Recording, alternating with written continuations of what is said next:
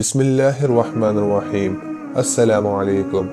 حضرت ہود علیہ السلام کی امت جو عاد کہلاتی تھی وہ اللہ تعالیٰ کے عذاب سے ہلاک ہو گئی، جس کا واقعہ پہلے گزر چکا ہے، اور اس میں سے باقی بچے ہوئے لوگ پھر آباد ہوئے۔ ان کی اولاد بڑھتی گئی، انہوں نے اپنا نام سمود رکھا۔ یہ لوگ بھی قوم عاد کی طرح آہستہ آہستہ بت پرستی کرنے لگے اور برے کاموں میں پڑ گئے، تو اللہ تعالیٰ نے ان کے پاس حضرت صالح علیہ السلام کو نبی بنا کر بھیجا۔ انہوں نے اپنی قوم سے کہا کہ اے میری قوم، ایک اللہ کی عبادت کرو جس کا کوئی شریک نہیں، اور بتوں کو خدا کے لیے شریک بنانا چھوڑ دو۔ اللہ تعالیٰ نے قوم ہود کے بعد تم کو سردار بنایا اور زمین پر آباد کیا۔ تم زمین میں بڑے بڑے محل بناتے ہو اور پہاڑوں کو کاٹ کاٹ کر اس پر بھی گھر تراشتے ہو۔ تم اللہ کی نعمتوں کا شکر ادا کرو اور زمین میں فساد مت پھیلاؤ۔ چنانچہ ایک جماعت نے ان کی آواز پر لبیک کہا اور ایمان لے آئے، لیکن ان کی قوم کے امیر لوگ اور سرداران جو غرور کرتے تھے انہوں نے کفر کیا، اور ان سرداران نے ان غریبوں سے پوچھا جو حضرت صالح علیہ السلام پر ایمان لائے تھے کہ بھلا تم کو یقین ہے کہ صالح علیہ السلام کو اللہ نے نبی بنا کر بھیجا ہے؟ ان غریب ایمان والوں نے کہا کہ ہاں، ہم کو یقین ہے کہ حضرت صالح علیہ السلام کو اللہ تعالیٰ نے نبی بنا کر بھیجا ہے۔ اس پر وہ سرداران اور مغرور لوگ کہنے لگے کہ اچھا، تو تم ایمان لے آؤ، ہم تو ایمان نہیں لائیں گے۔ ان امیر لوگوں کو یہ تعجب ہوا کہ اگر اللہ پاک کسی کو نبی بنا کر بھیجتے تو ہم امیروں میں سے بھیجتے۔ حضرت صالح علیہ السلام برابر اللہ تعالیٰ کا پیغام ان کو پہنچاتے رہے، مگر کوئی ان کی نہ سنتا، بلکہ الٹا ان کا مذاق اڑاتے تھے۔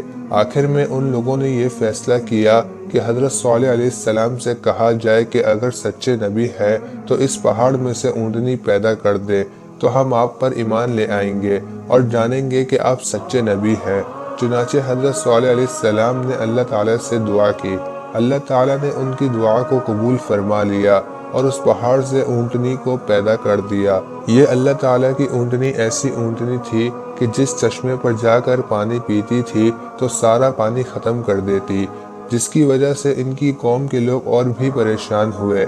حضرت صالح علیہ السلام نے اپنی قوم سے کہا کہ دیکھو، اس اونٹنی کے لیے باری مقرر کر لو، ایک روز تمہارے جانور چشمے سے پانی پیے اور ایک روز یہ اونٹنی پیے، اور ساتھ یہ بھی فرمایا کہ یہ خدا کی اونٹنی تمہارے لیے ایک نشانی یعنی معجزہ ہے، اس کو بری نیت سے ہاتھ نہ لگانا یعنی اس کو تکلیف نہ پہنچانا، ورنہ تمہیں جلد عذاب آ پکڑے گا۔ چنانچہ کچھ روز وہ اس اونٹنی کو حیرت سے دیکھتے رہے، پھر ان کی قوم کے چند لوگوں نے مشورہ کر کے اونٹنی کو مار ڈالا۔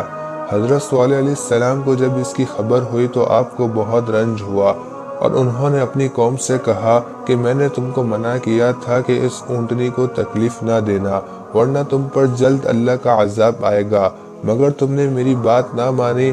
اب تم لوگ اپنے گھروں میں 3 روز اور مزے کر لو، اس کے بعد تم پر اللہ کا عذاب آئے گا، اور یہ ایسا وعدہ ہے جو جھوٹا نہ ہوگا۔ چنانچہ ایسا ہی ہوا۔ جب عذاب آیا تو اللہ تعالیٰ نے حضرت صالح علیہ السلام اور ان لوگوں کو بچا لیا جو ایمان لے آئے تھے، لیکن جن لوگوں نے ظلم کیا تھا اور ایمان نہیں لائے تھے ان کو چنگھاڑ کی صورت میں عذاب نے آ پکڑا، تو وہ اپنے گھروں میں اوندھے منہ پڑے رہ گئے اور ایسے ہو گئے کہ گویا کہ کبھی ان میں بسے ہی نہ تھے۔